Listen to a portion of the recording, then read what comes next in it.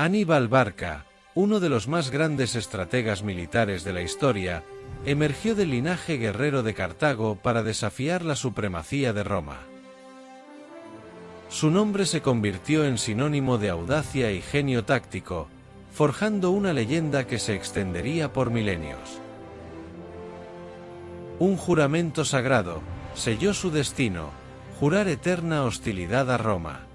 Su épica travesía a través de los Alpes con un ejército de elefantes y soldados fue la manifestación de esa promesa, un preludio a una de las campañas militares más audaces de la antigüedad. La vida de Aníbal fue una sinfonía de venganza y resistencia, marcada por batallas legendarias y una tenacidad inquebrantable que, aunque no logró la victoria final, le aseguró un lugar imborrable en la historia como el azote de Roma. Pero antes, recuerda suscribirte al canal y darnos un like para apoyar nuestro contenido. Ahora sí, comenzamos. Saludos, guerreros de la historia. En el crisol ardiente de la antigüedad, cuando imperios chocaban y el destino de civilizaciones enteras pendía de un hilo, surgió una figura que desafió lo imposible. Un hombre cuyo nombre infundía terror en el corazón de la poderosa Roma. Un genio militar que cruzó los Alpes con elefantes, y cuya vida y muerte se tejieron con hilos de leyenda y misterio. Hablamos de Aníbal Barca, el León de Cartago. Pero, ¿quién fue realmente este hombre? ¿Fue un héroe o un monstruo? ¿Y cómo una promesa de sangre, hecha en la infancia, moldeó el destino de la República Romana? Para entender a Aníbal, debemos viajar a Cartago, la joya comercial del Mediterráneo, rival acérrima de Roma. No era una ciudad cualquiera, era un imperio mercantil fundado por los fenicios, con una flota formidable y rutas comerciales que se extendían por todo el mundo conocido. Su cultura era rica y compleja, adoraban a dioses como Baal-Amón y Tanit. La primera guerra púnica había dejado a Cartago humillada y empobrecida. Fue en este escenario de derrota y resentimiento donde nació Aníbal, hijo de Amílcar Barca, uno de los generales cartagineses más destacados. Y aquí es donde nace la primera gran leyenda. La historia cuenta que, con apenas 9 años, Aníbal juró odio eterno a Roma ante el altar de los dioses, instigado por su propio padre. Una invención posterior para magnificar su figura, o una verdad que marcó el alma del futuro general. Independientemente de su veracidad literal, esta promesa encapsula la ferocidad del conflicto que definiría su vida. Este juramento simbolizaba el legado de Amílcar, quien pasó años reorganizando el poder cartaginés en Hispania, preparando el terreno para la revancha. Con la muerte de su padre y luego de Asdrúbal el Bello, Aníbal asumió el mando supremo en Hispania. Era el año 218 a.C., y Roma, sintiéndose segura en su hegemonía, subestimaba la astucia del joven general. La chispa de la Segunda Guerra Púnica se encendió con el asedio de Sagunto, una ciudad aliada de Roma. Pero Aníbal tenía un plan que helaría la sangre de cualquier estratega romano: llevar la guerra directamente a la península itálica. Y así comenzó una de las mayores hazañas militares de la historia: el cruce de los Pirineos, luego el Ródano, y finalmente, la travesía de los imponentes Alpes. Con un ejército de quizás 40.000 hombres, miles de caballos y la imagen más icónica, decenas de elefantes de guerra. Imaginen el desafío.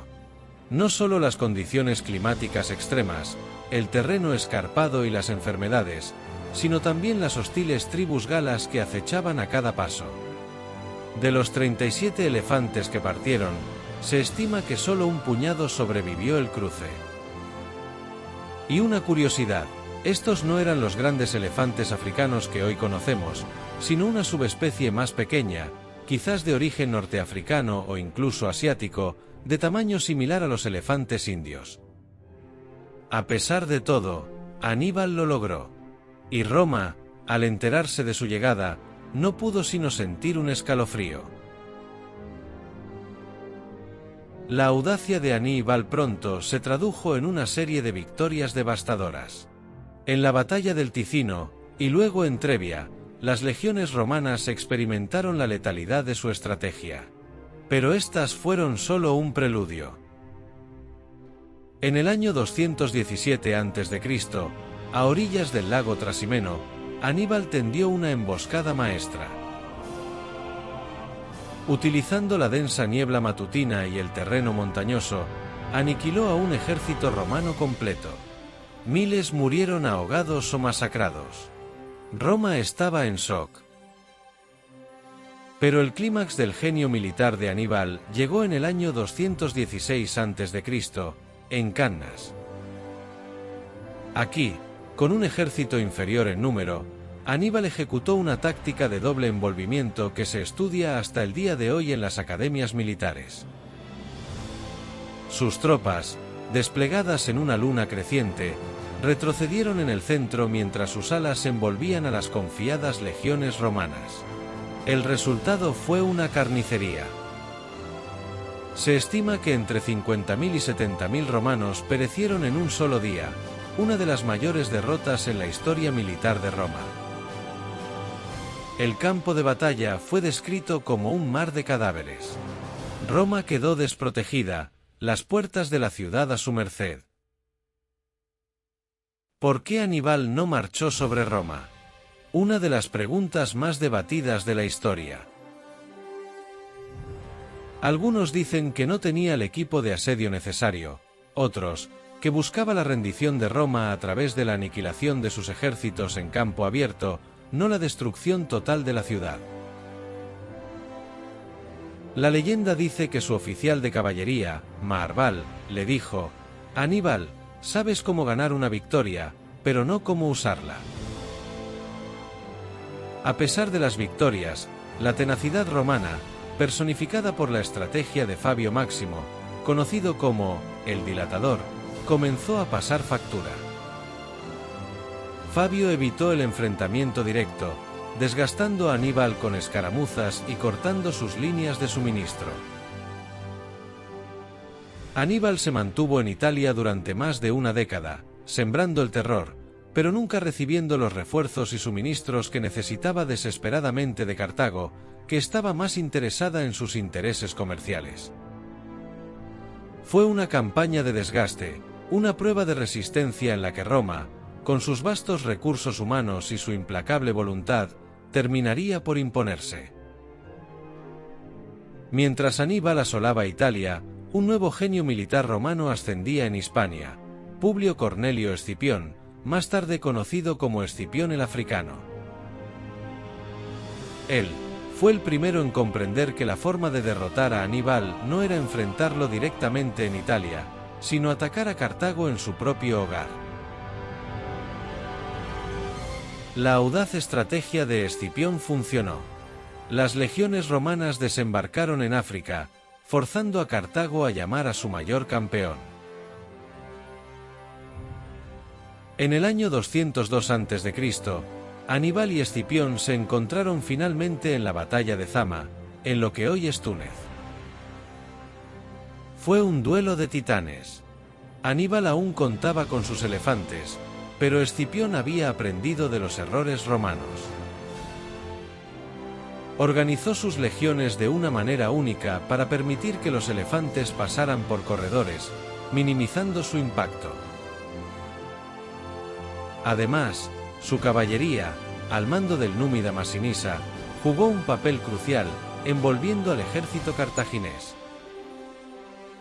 A pesar de la brillantez de Aníbal, Zama fue su única y definitiva derrota en campo abierto.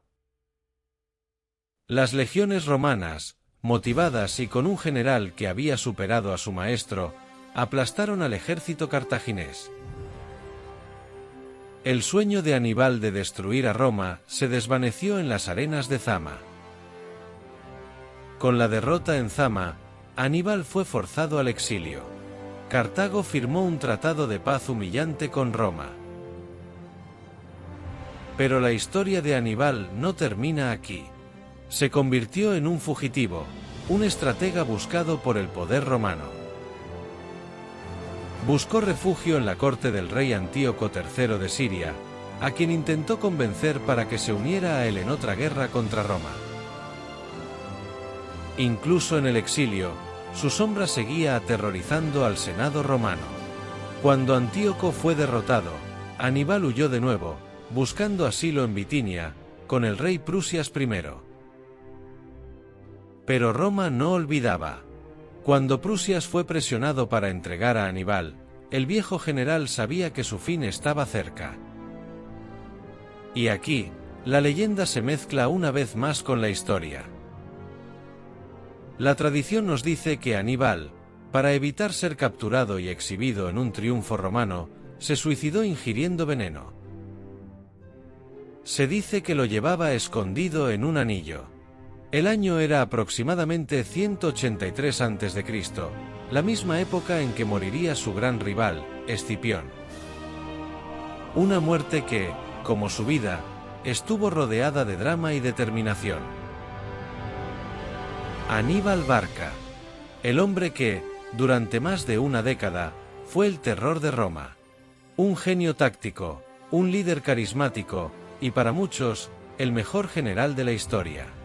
¿Fue su vida una venganza o una cruzada por su patria? Más allá de las batallas, las leyendas de Aníbal perduran. Se dice que su ingenio no tenía límites. Una anécdota cuenta que, para escapar de una emboscada romana, ató antorchas a los cuernos de miles de bueyes, creando la ilusión de un ejército en retirada y desviando la atención de los romanos. Otra sugiere que fue el primero en utilizar una forma rudimentaria de guerra biológica, lanzando serpientes venenosas en vasijas hacia barcos enemigos. Su impacto en la estrategia militar es innegable. Las tácticas de envolvimiento, el uso inteligente del terreno, la guerra psicológica, todo fue perfeccionado por Aníbal. Incluso hoy, los cadetes militares estudian sus campañas. Aníbal, el hombre que hizo temblar a la República Romana. Su vida es un testimonio de audacia, perseverancia y genio militar. Y aunque Cartago fue finalmente destruida por Roma en la Tercera Guerra Púnica, el nombre de Aníbal Barca vive, susurrado a través de los siglos como el eco de un conquistador imposible, y una leyenda que jamás morirá. ¿Qué piensas de Aníbal? ¿Fue un héroe o un tirano? Déjanos tu opinión en los comentarios. Si te ha gustado este viaje a través de la historia, no olvides darle like al vídeo, suscribirte a nuestro canal para más historias épicas, y activar la campanita para no perderte nada. ¡Hasta la próxima!